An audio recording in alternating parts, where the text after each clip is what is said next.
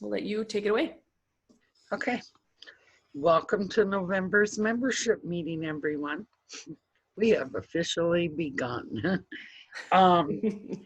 Couple announcements. The Storyville project is coming along.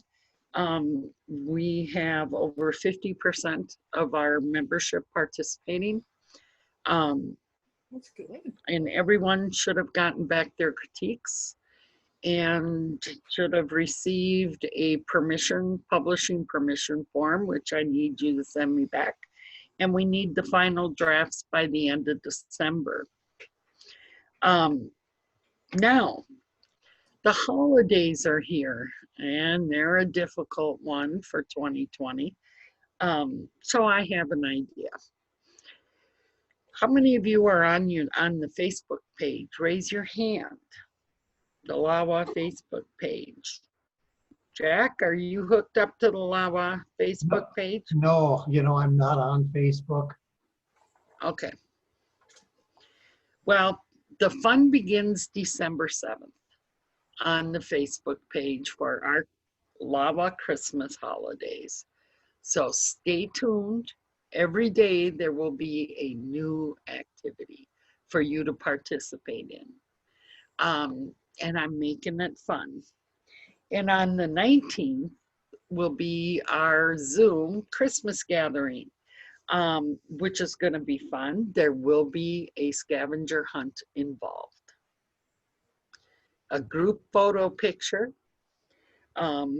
We will also be revealing, wait a minute, I got to turn my chair and look at Carissa. We will also be revealing the Storyville Project's cover for the new book that will be published in January. I just had to remind Carissa of that. That's not a reminding thing. I didn't even know about that. It wasn't even on my radar. Put it on your radar. We're revealing in 2 weeks, Carissa. I don't know what you're talking about. The cover. Okay, sounds good. I know I'm teasing. And then Sue is our new Miss Sunshine of LAWA. And did you all get my email? Yep, everybody. Which one? You've sent a couple. Yeah. Right? Sue is putting together an activity for us to all submit a Christmas limerick. And she will be sharing those limericks during the meeting, the gathering, the Christmas gathering. So I'm hoping everyone will participate in the fun that starts December 7th, which I call the 12 days of Christmas. Very appropriate. Very original too. Yeah. I haven't even shared this with my membership committee because I want them involved.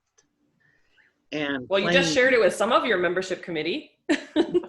No, not what the 12 days of Christmas Oh, is. what they are. Okay, got it. Okay. Yes, everyone is going to have to stay tuned each morning to see. You haven't even let the board know what you're talking about.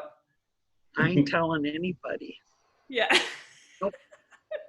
Oh, goodness. I'm gonna do it. I like see. Oh, look at that! I can see Bev. You can see Bev? Yeah, I can. My phone. Oh, you're in twice. You're in twice, though. I opened up my phone now, so gotcha. I don't know if it'll work. Can you? Well, it's working fine from the phone, but you might want to stop the one that's from the computer then, because you're in here twice. That's how we hear her. She's not connected on her phone audio. Oh, gotcha. Okay, So, well, let me get out. I'll get out of the one that's on my computer. There you Although are. now it's not letting me X, so I don't know what that. Oh, leave. That's I have okay. to leave. I don't. Anyways, so those are my, we have exciting things. 2021 is going to bring some really fun activities. The membership committee is working very hard on coming up with lots of fresh new ideas to engage our whole membership in different ways. So stay tuned for that. But with today's meeting, Carissa is going to do the educational piece on building strong characters. So Carissa, I'm going to turn it over to you. And then if you would be so kind as close the meetings, because I may not be here at the end. Okay. Yep. That should be no problem. Okay, All wonderful. right. Nice seeing everyone. Yes. Good to see Enjoy everybody. the educational piece. And Carissa, Right. go Well, for it. thank you. Thank you. All right. So I am going to share my screen. I actually was very organized for this time. So I'm going to stop sharing my video so that I can share the screen and you guys can focus on that. So I'm going to shut that off and hit the share screen button. Give me a moment. Just takes a second because everything's goofy. Okay, let me know if you can't see my screen.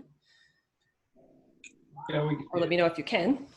Okay, so today we're going to be talking about crafting unforgettable characters, because truly our characters are what is most important when it comes to our stories. And sometimes we kind of, I know for myself, we kind of forget that because either we've been writing for a while or we're just starting out and we're not quite sure where to put our focus in because we have so many things to be focusing on.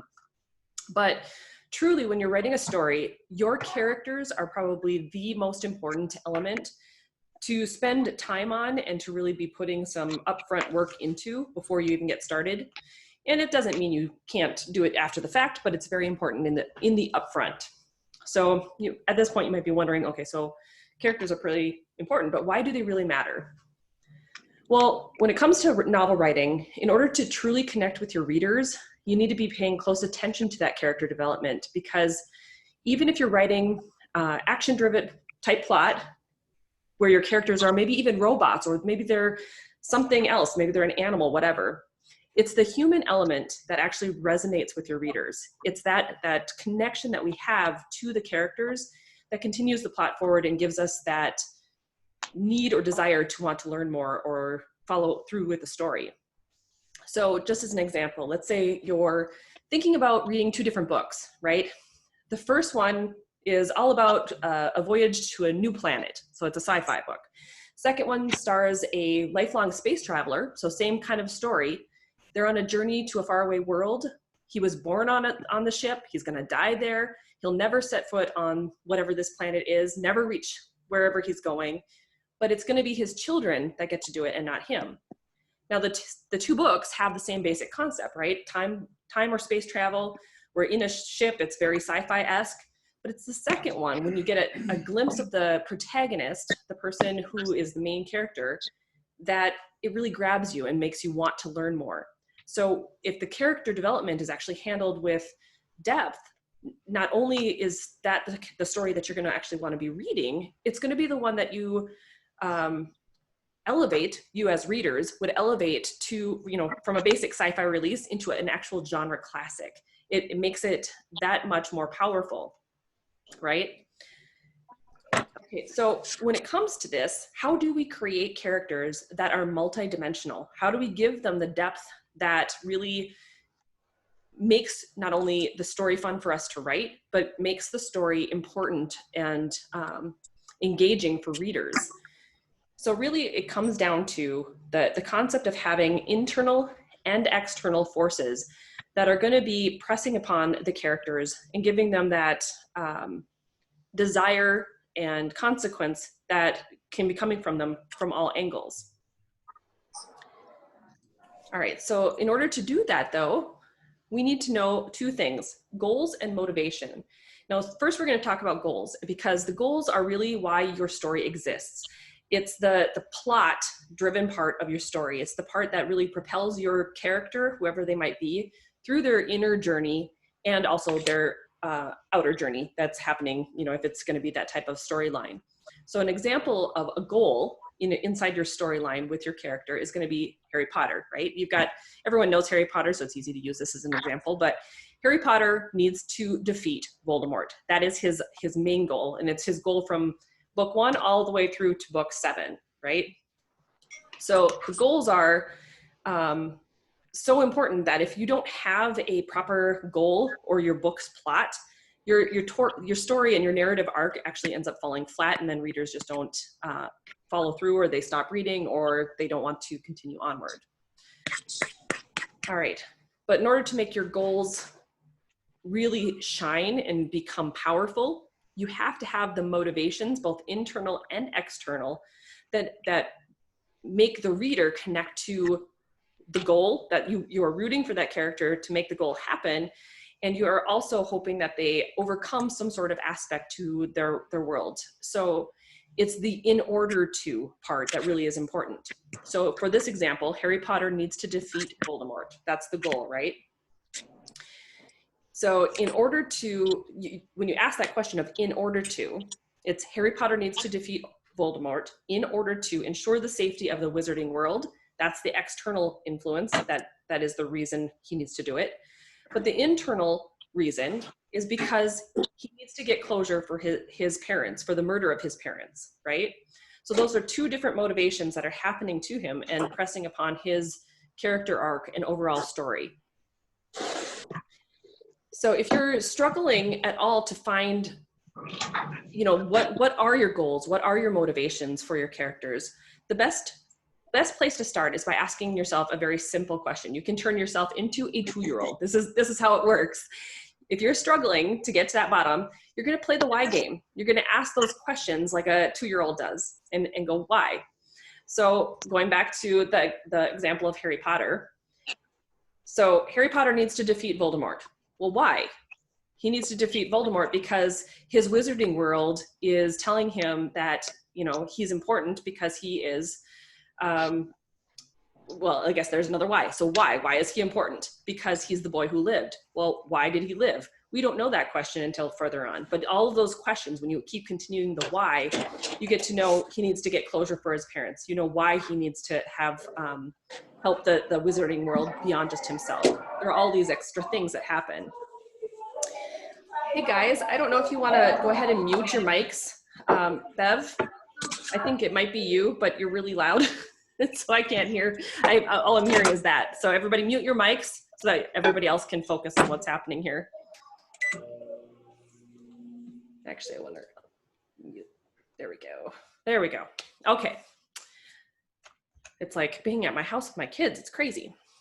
All right. So asking those why questions is super important. It really helps you to uncover the motivation. So for example, I am working on a story arc right now where I have my main character and she has to help a friend.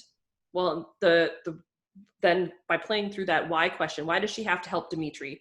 Because when they were together the last time, she ended up involving him into a magic ritual that ended up backfiring and he lost his powers. Well, why did he lose his powers? Because it ties right back around to Diana and who she was and kind of some of the wards she had put on herself, even though she didn't know it at the time. So for me, I can continue to go why all the way back so that I know what are the motivations of this character? What are the internal and external forces that are pressing upon her, making her want to go ahead and make amends to this character and try to resolve any situations that were going on there. All right. So in order to make those internal and external desires and the goals and motivations really pop, you have to have internal and external conflicts as well for your characters. The character, it's not enough for the character to just want to do those things and have those motivations of needing resolution and needing to help the wizarding world and needing to defeat Voldemort. All of those things are nice, but without some sort of internal and external pressure to make it happen or to have to be avoided, it's not a very memorable protagonist for your story arcs. And it's really, when it all comes down to it, it's the obstacles that our characters face in relationship to their motivations and their goals that really makes the story and the character development worth reading. And many people kind of forget that the conflict doesn't always have to be just your villain. It can be an internal conflict. It can be something that they're really struggling with themselves. And all of that adds a certain level of depth that I think most people in life and in general are always constantly dealing with, and it's always under the surface, but we're never quite sure what's happening. So there are a few different ways. There are actually 6 primary types of conflict when it comes to fiction writing. So the types of conflict include character versus character, So these are all the different ways that you can put pressure on your character, both internal and external, for conflict. Character versus character. The example would be then Harry Potter versus Voldemort. Society versus your character. So if you've read 1984, Winston Smith versus Big Brother. It could also be Katniss Everdeen and the district, or the capital, that sort of situation. You can have the supernatural element versus character. So like in The Shining, it's Jack versus the Overlook, which is the hotel. And there's some sort of paranormal supernatural presence that is oppressing onto Jack himself. You've got nature versus your character. So in I Am Legend, you've got Robert versus the virus that's happening. You've got well, kind of right now too, come to think of it, nature versus character, that's us. Technology versus character. So Victor Frankenstein versus his monster. You got self versus character. So every compelling, and to be perfectly honest, you should be using self versus character in pretty much every story that you've got. There should be some sort of character conflict within themselves that they're trying to overcome.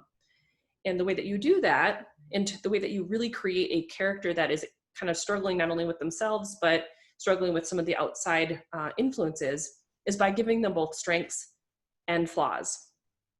So we'll use Harry Potter as another example, but in facing those internal and external conflicts, in order to, get to their goals and their motivations, they have to draw on both strengths and try to work through their flaws, because they could take them down. And it's the same with all of us, right? So Harry Potter, his strengths are that he's brave and he's loyal, and his flaws are really his stubbornness and his recklessness. He wants so badly to help the world and to be seen as the person that the world has already kind of pressed upon him that he is, that he can be reckless and he can go forward without really thinking a whole lot. So he has to overcome some of that stuff in order to really step into his role. And when you think about the flaws, having that stubbornness, having that recklessness, that helps the character put themselves then into external conflicts that maybe you wouldn't have thought to put them through either. So if you're reckless, then you're going to run headlong into something that maybe is dangerous. And then the dangerous part, will become an outside conflict, like the basilisk. He rushes into something, and now this is a huge conflict that he's going to have to overcome and deal with the basilisk and kill it so that he can, save the kids in the school. All of those things, those internal and external conflicts, play so closely and tightly with the strengths and flaws of your characters. And now the reason why strengths and flaws are so important is obviously it makes them relatable for us. You don't want a character that can do all, be all, and never have any chinks in their armor, because when that happens, they're not as interesting to read. I mean, think about Superman. If he didn't have kryptonite, would he be as relatable to us? Would he be as heroic if he didn't have some sort of thing that balances him out?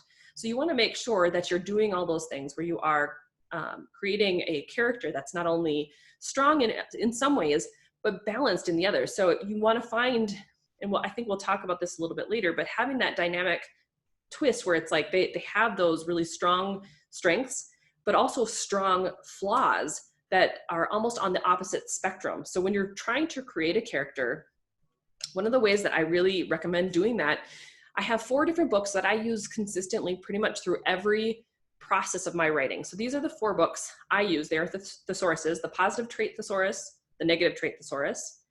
And then when you're writing something, the emotion thesaurus and the emotional wound thesaurus. All 4 of these books are super helpful, especially when you're kind of getting stuck or you're trying to figure out, okay, what's a really good trait to give a character, or what's the opposite of that trait. Both of the books do a really good job of actually describing both. So if you get the positive trait thesaurus, it will tell you what the opposite is.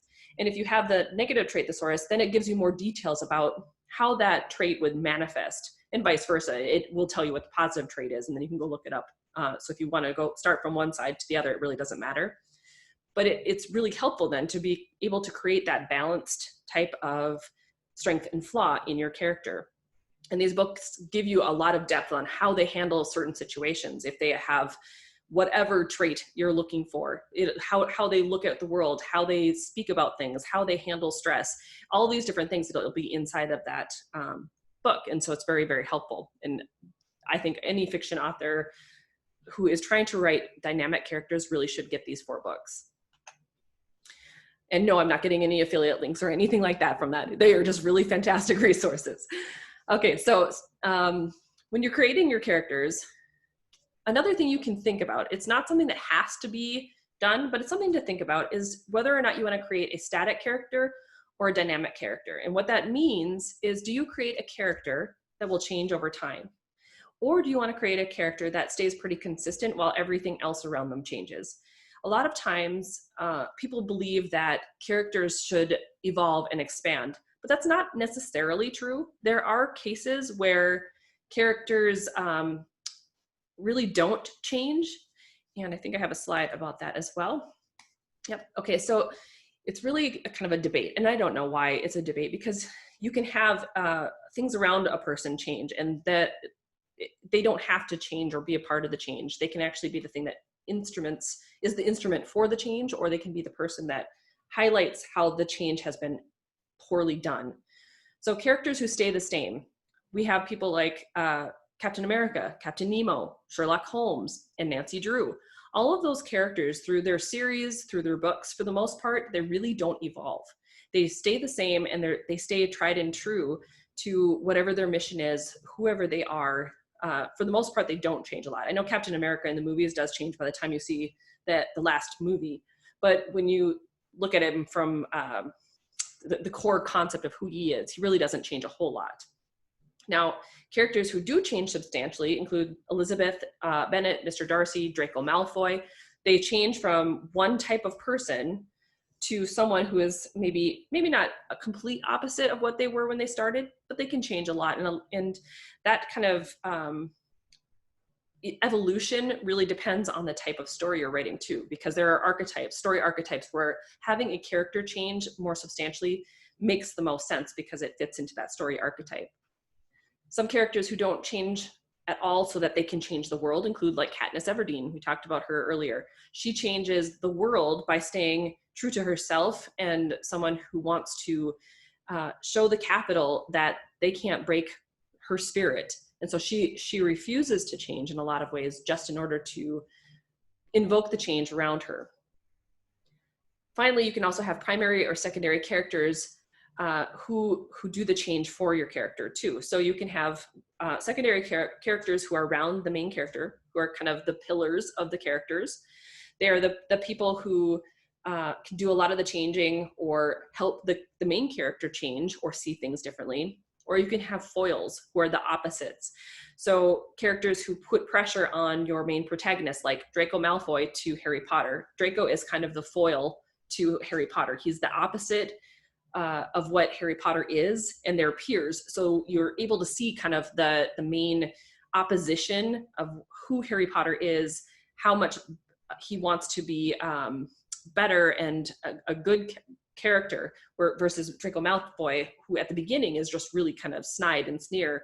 And we do see eventually for him himself, he does change substantially through the rest of the books. Okay.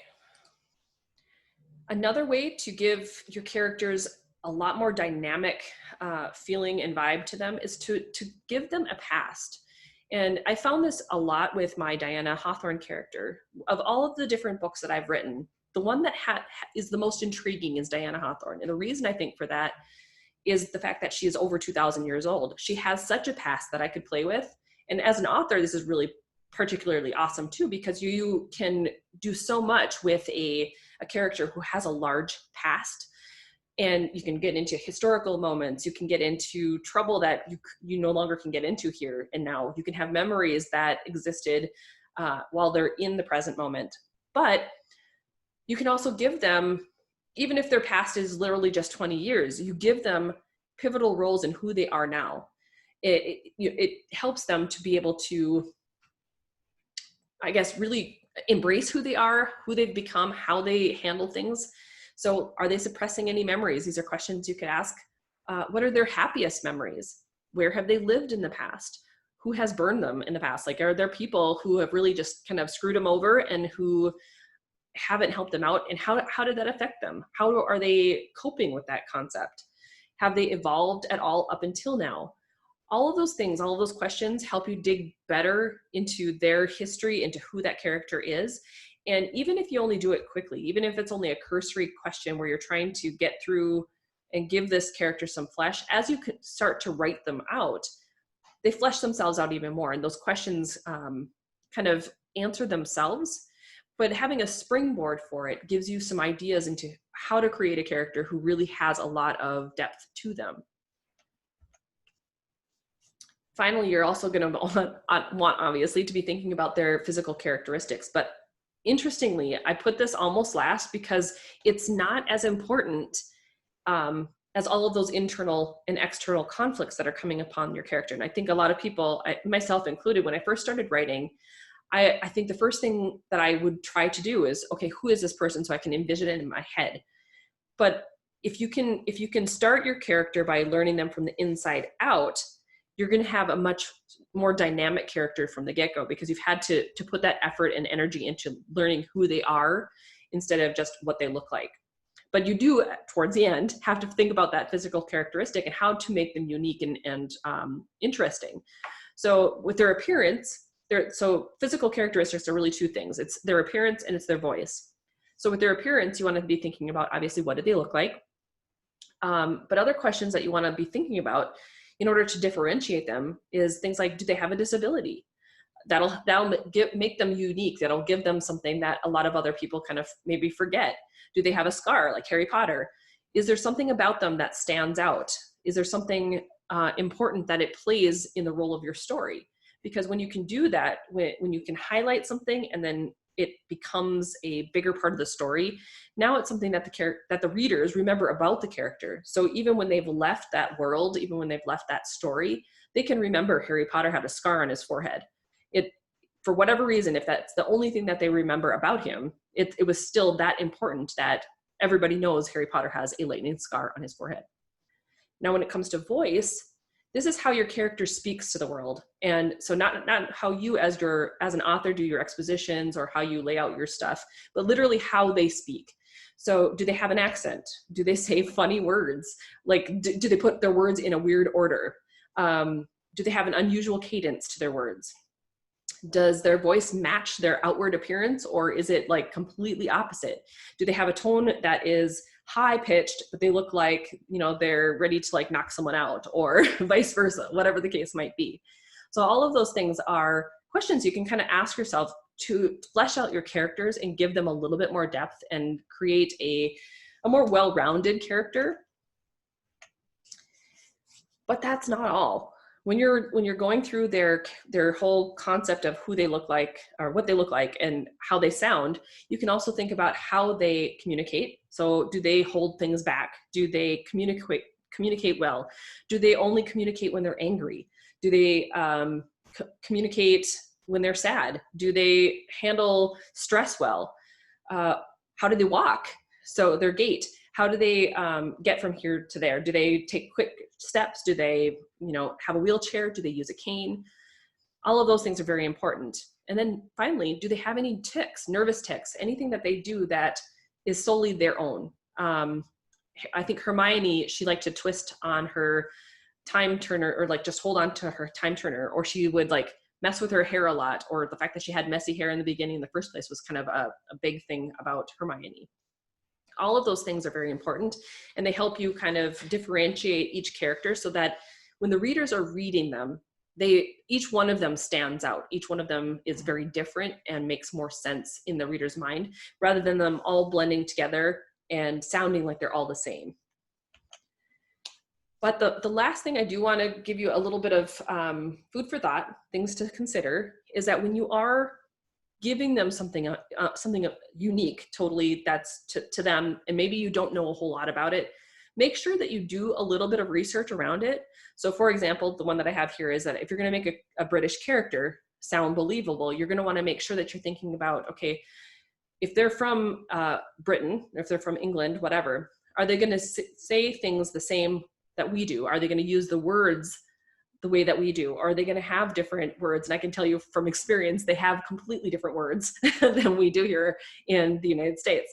So if you say, if you have a British character saying, oh, let's go pop open the hood of the car, people who are from England are going to know that is not a British character, because that's not what they would say. They would say it is the bonnet of their car. So you want to be using the words that that particular character would use. Or if they are on a wheelchair and there's a specific way that you have to get on or get off, or if you have an FBI and they need to use a specific type of gun, there's certain elements that you're going to need to do a little bit of research on to make sure you are getting as close as possible to the truth of the matter, so that your characters make sense and they are doing, they're in alignment with who they are, rather than pulling people out of their suspension of disbelief. Because when you go against the grain of what this person's supposed to be like, and you plug something in there that wouldn't make sense for that particular character, it pulls the reader out of the story, and it makes them start questioning things, and then they don't feel like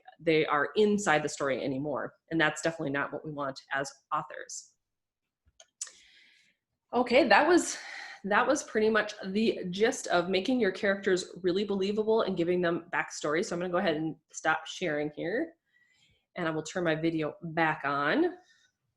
All right, so everybody, you can unmute yourself now. Hopefully that was helpful, but if you've got questions, I would love to hear them, and we can talk a little bit more about characterization and how you have been developing your characters. Do you use character sheets or anything like that? I'm curious to know how you go about creating your own characters in your worlds. Well, I've done the same thing. I've built up a collection of those books, and I use them as I write.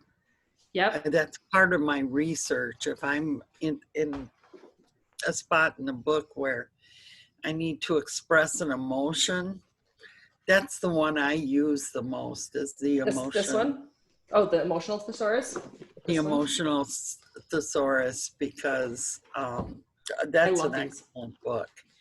Yep. The emotional wound thesaurus too is really great though. So if you're looking for more details regarding that, it really, because it's a thicker book too, goes more into the psychological trauma involved with some of the emotional things that are happening with characters and people in general. It's interesting to me how you can learn more about other people too by creating characters that are so dynamic, because all of a sudden it's like, you know what, that was really interesting. Okay, so Sue wants to know about sharing research resources. Sorry about that. Go ahead. Oh, go ahead. Do you want? Are you looking for links, Sue? Can you hear me? Yes. Yeah. Okay. Hang on a second, Kim. Yeah, maybe you have a list of the online places you go to do research, or a list of the books you use for resources. Yep, absolutely. We don't have the librarians to go ask anymore. Right. Yeah, that's very true. Well, you can always ask inside the group too. So what I'll do when we're done is I'll post some links for the 4 books. I usually will go, like when I'm researching, I'll get, for whatever reason, I like the tried and true ones. So if I have books that I can quickly and easily go through, where I'm still on my computer, I'm writing or whatever, and I can just open it up and flip through it, I like that better than trying to research online. But in a pinch, there are obviously some things that you're going to have to do online. You're going to have to research it. It all depends really on the type of thing that you're trying to research. Like if you're trying to get information on how an FBI agent would handle a case, then you're going to either want to talk to an FBI agent in person, or probably do some research online to figure out, have other authors dealt with this? How have they described this sort of situation? So then it would require more Google type searches. But there's so many different resources that you can go to. I'm trying to think. NaNoWriMo actually has a lot of really good stuff on characterization, on plot development. So if you've ever checked out NaNoWriMo's resource pages, that's a great place to start, because they do that all for newbie authors who are trying to, not just newbie, I mean, I've done NaNoWriMo forever, but I think it's there for people who are trying to figure out how to write quickly and to do a novel in a month. That's what National Novel Writing Month is about, to write a full novel in a month. And so it's just, there's a lot of different places. And another tip is when you are writing, especially your first draft, one of the things I do is as I'm writing and I realize, oh no, I need to research that. I put in parentheses and highlight the word research. And then I keep writing. And then I go back to that. Personally, I am very impressed that the FBI has not shown up at my door. But you are probably flagged. Yep. For one book, I had to know how to build a pipe bomb. Yep. So I watched multiple videos and did extensive research. I could build a pipe bomb. All right. That is crazy. We'll make you mad there, Kim. But I said, we won't make you mad because you know how to take care of us. Right. Right.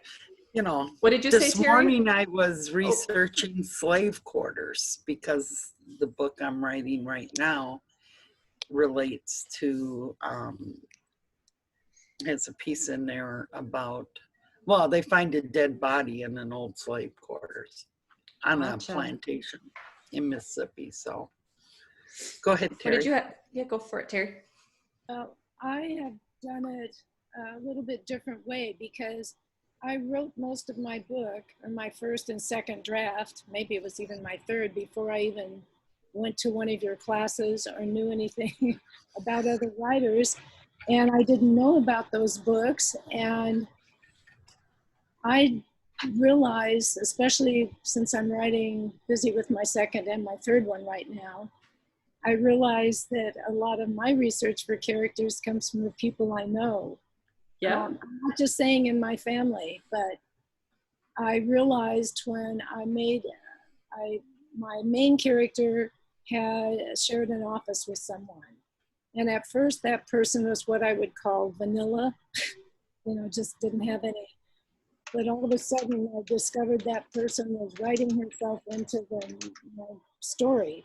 And that's how I felt. And then I've heard people say that, so I know people can write themselves in. But I realized that she reminded me of someone at one of the fast food places. And I actually asked that person if I could use their name for that character. And then it gave me that person with their personality, the kind of the aura of who they were, became this character. And I've found out that even in these books that I'm doing now, that's kind of what I do. And the other thing is when I need to know some technical information, I prefer to have a live source. So I have a detective from the police department. I have a sheriff in the sheriff's department. In fact, he bought my book. I love that. And because he wanted to see what there was in there. And I also have a live FBI agent who did not show up at my door, but I could contact this person. And I had a Russian linguist. And for this book, I have a German linguist. And I also have, so I don't have to go on what does Google say that they say. Right. It's like exactly what they say and what things mean, because I like to interject that into my books. Some of what they say, little phrases and things, and then I paraphrase them in my own way after I say how it is in Russian or German. And then also, I like the realism of things. So my second book involves a World War II bayonet. So I ordered one off of eBay. So I now have a World War II bayonet. So I can actually look at it and describe it because it is the murder weapon. So That is really cool. I have guns, so I already know those. But I did have a person who knew everything about every sort of gun. Of course, he's in jail now, but Oh no. so he could tell me about the Russian guns that I needed in my book, and he just knew everything. And these people just appear when I'm looking for that. It's so strange how they come into my life because no way would I know that. I also needed to crack a safe in the book I'm writing now, and lo and behold, I ran into someone who is a safe cracker for is business. And I went, wow, how does that happen? You know, just when you're looking for somebody like that. It was very bizarre, but it did happen. So I seem to find also I had to get some information about nuclear things, and I happened to have a source for that. And things that I even had my brother, whom I don't know all that well, he's my half brother, but he worked with radioactive things and stuff. And when he read my book, he said, "How did you know all that?" And I went, because I did have a great source that told me things that people didn't know unless you knew someone. I also have a source about helicopters. So it's just weird how these things have come into my life. And so I haven't used any of those books yet, but I think I'll get them. That might be nice. Awesome. I'd be happy to have, but it's easy when I guess I need like a real person in front of me to spark that thing for me. Right. I don't know if that's kosher or not, but. How about everyone else? Does everyone else have their own process? What have you guys been doing in order to create characters? I love Terry's because that's just fantastic to me, but. Well, my first book, I just basically winged it. I looked at them books that you have, Carissa. Yeah. But as far as the feelings of the characters, I basically put myself in that place, in their place, and see what I would feel. But I also diversed it from person to person too, because not everybody feels the same way. So, but I think in my next few books, I will probably refer to them other ones. I hear that. I think one of the hardest things about trying to get characters, like, because I do the same thing in a lot of ways where I'll sit down and think, okay, when I'm writing anyway, what would I do in a situation? But then I have to remember who the character is. Like Diana Hawthorne, she's totally reckless. And so she would do things that I would never in a million years do. So I have to think, okay, what would I do? Because she'd do the opposite of what I would do.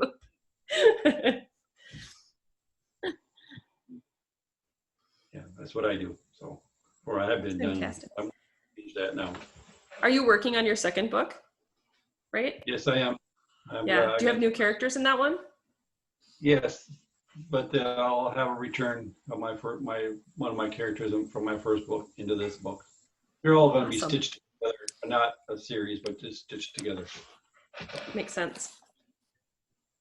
Well, guys, I have to sign off, so I will see you all in a few days. Be sure to watch Facebook. Sounds good. Thanks, Kim. Thank you. Thank you. We'll see you later. Bye. Well, does anyone else have any more questions or anything about characterization? Are you guys running into any stumbling blocks for your books right now? Anything that we can help with? I left a question. Oh, did you? Let me come over here.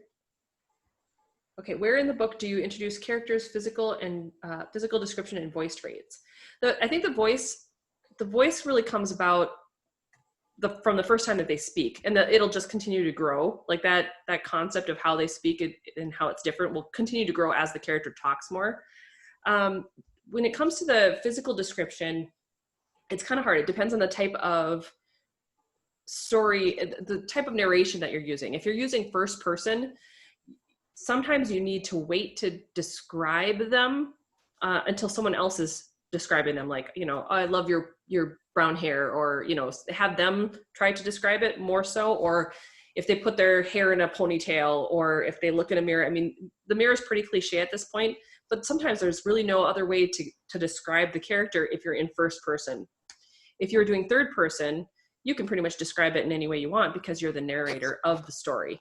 So it really doesn't matter at what point, but you'd probably want to have it done early on so people can start to, in their own heads, visualize. True. Yeah. When you first introduce them, and when do they, yes, when do you asked that question. Got it. So yeah, that's kind of how I would recommend it.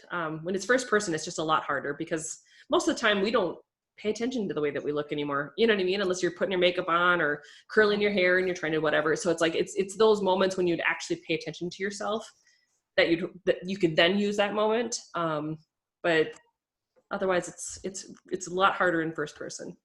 Okay. Tell me what your first slide was again. It was about,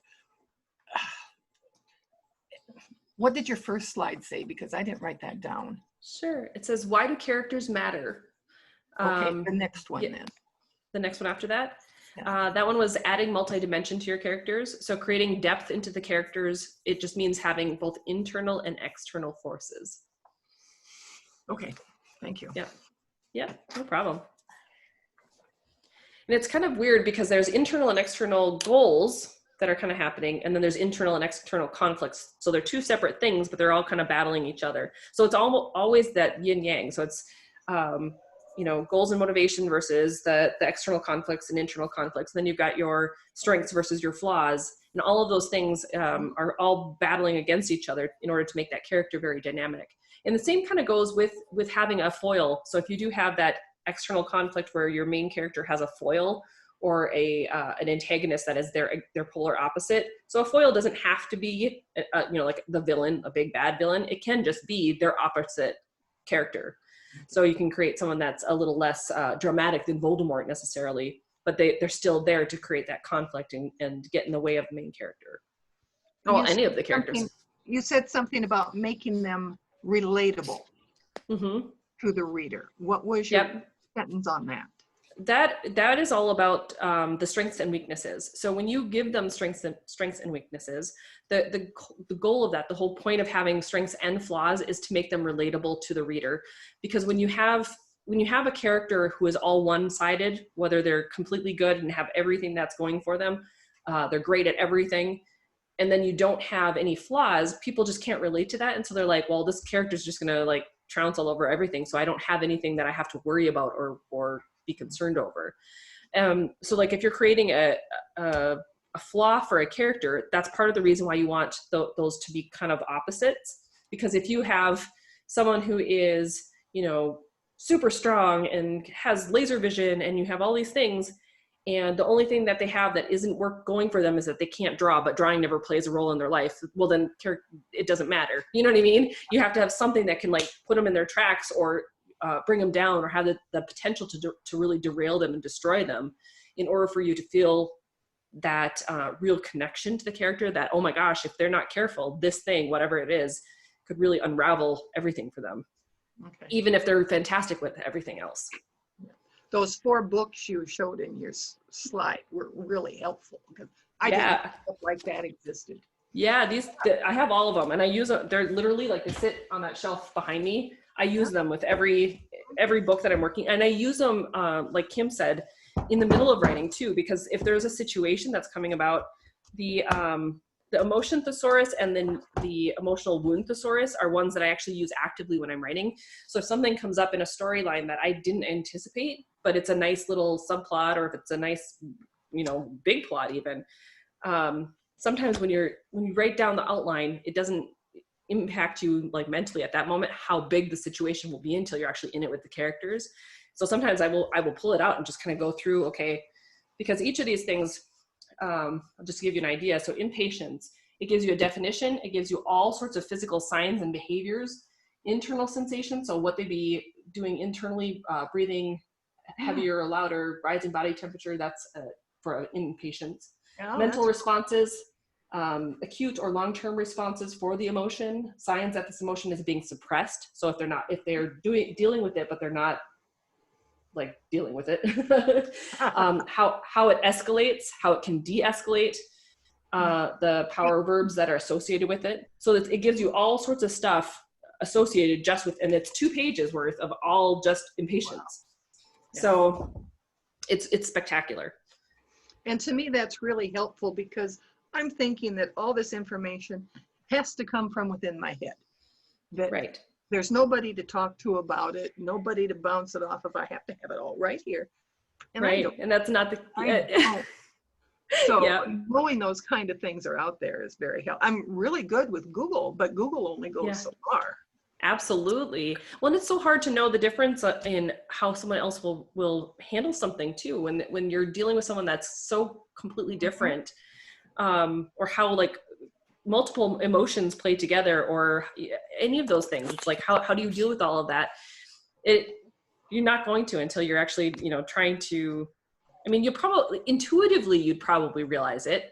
And then when you go through this and you're like, oh, yeah, that makes more sense now. It's like, then it'll click in your head and like that it makes more sense. But until you look into it a little more, sometimes it's like, how am I supposed to make this character more dynamic? It's like, what? Yeah, I totally get that. Yeah, that really helped. Good. I will definitely make sure that you've got links for these ones. So these are the 4. I think they have 6 or 7 thesauruses out now, but there are a few of them that I don't use, like the urban setting thesaurus. For whatever reason, I haven't. They're on Amazon. Yep. Okay. They're fantastic resources. They're so good. I'm trying to think if there's any other. That's really the majority of what I use. Other than I have a character sheet that I've developed inside Scrivener. So I go through that whole like character sheet and just kind of fill everything out and kind of especially for my main characters. Sometimes with the secondary characters, I will just do an abbreviated version and then let them tell me how they're going to, want to be presented. But I will go through internal, external conflicts and goals just to try to figure out how to give them more depth as well. Because you don't want your secondary characters to be completely flat either, because your readers will call you on it. I've gotten that a couple of times in the past with books where I'm focused on the main characters and I look back and I go, you know what, they were right. Those people were actually right. I should have given these guys a little bit more of a story. Mm-hmm. Yeah. Oh, looks like Bev's raising her hand. What's up? Oh, I've just been in and out. The thesaurus, how do I look it up? Is there a title besides just the word thesaurus? So there's 4 of them. So there's the negative trait thesaurus. Looks like this. Right, but I mean, just so I get to this, like, is that a certain publisher or what?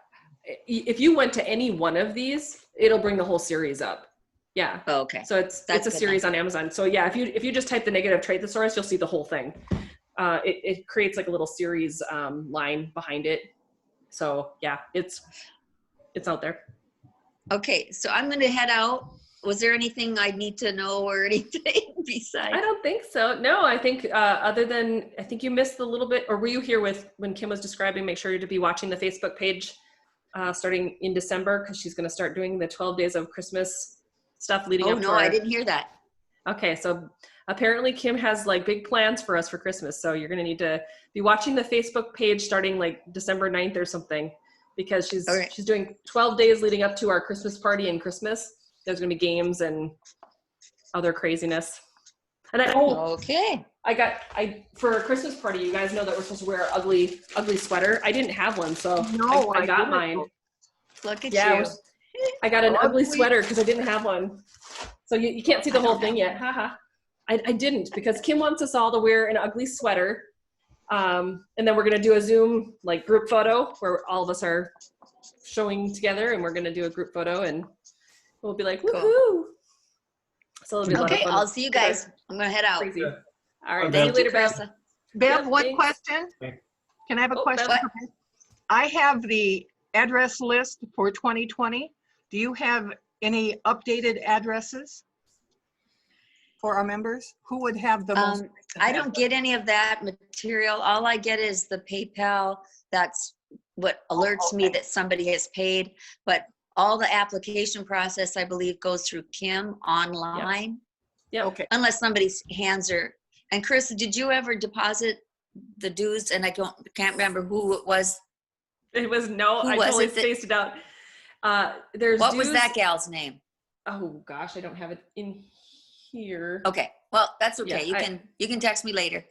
Yeah, I can't remember. Polly. Okay. Polly something. Last name starts with an S. Yes. Oh, Polly Scotland. Yes. Thank Polly, you. Scotland. So yeah, but it was Polly, and it was the Polly, Scotland or Scotland. $40 from Monica for the conference, and then my donation back in there. But I haven't had the chance. I totally spaced it out on Monday when I went to pick up the kids, and I went, when I got home. Okay, so I think it was just Kim that was looking for the name, but she needs to access the online stuff for the app. But actually, yeah, Polly I forwarded probably. It to her. Okay, good. All right, take care, you guys. Bye-bye. Thanks for all your work. Okay, bye-bye. I wasn't here for most of it. It's all Okay, good. bye-bye. Bye. I guess, yeah. Oh my goodness. Okay, guys. So is there any other questions before we go on for the rest of the day? And I get to go to Costco and pray that I don't come into contact with too many people. So that's my goal next. Oh, go ahead, Terry. Yes, I have one more thing I forgot to mention. One of my daughters just this weekend became the foster, she and her husband became the foster parents of 6 children from one family. Whoa. Oh my It was goodness. a family that had 11 children, but she's only fostering 6 of them because the other ones had to go to another place because they came from such a bad circumstance. So anyway, so now she's got just the 6. Right. So just 6, no biggie. that adds to my count, I guess, somehow. I don't know. But Yeah. yeah, she just became, she and her husband the foster parents for the 6 children. There are 2 that are older, 2 that are very young, and 2 that are in the middle. Oh my 5 goodness. girls and 1 boy. That is craziness. Yeah, I know. Oh my goodness. Only in my family could this happen. Right. Well, we've got the bazillion boys and 1 girl. Well, I mean, we've got 2, but Holly's never lived with us. She's always been in the UK. So it's like, we're just like the opposite direction, heavy on the boys and then 1 girl. Yeah, well, in children, I'm heavy on the boys because I had 6 boys first before I had 2 girls, a boy, and 2 more girls. So I have 7 boys and 4 girls. That is crazy. Heavy on the boys there too, trust me. Mm-hmm. Yeah. I don't know which is worse. So far, the girl's only 11, so she's not too crazy yet. Yeah. Oh my goodness. Well, guys, thank you so much for joining today, and we will I'll probably get this recording up on our LAWA YouTube channel very soon, so that in case anyone wants to go back and listen to it or go over it again, you can access it there. And, I didn't know we had a YouTube channel. We did. Well, we got it set up after the conference or before the conference. So we've got some of our other meetings up there. Let me see if I can speak. So some of our other meetings are up there, and there's a few more that I have to load from this past year so that you guys have access to them. But if you do want to go back to any of the Facebook versions that we've done in the past, they are still out on our Facebook page. So you can go to the Lakes Area Writers Alliance and then go down to videos, and it should show all of the Facebook Lives that we've done over the past year so far. But we'll also I'm in the process of, because I have to download them and then re-upload them to YouTube. So I'm in the process of getting them uploaded back over to our YouTube channel as well.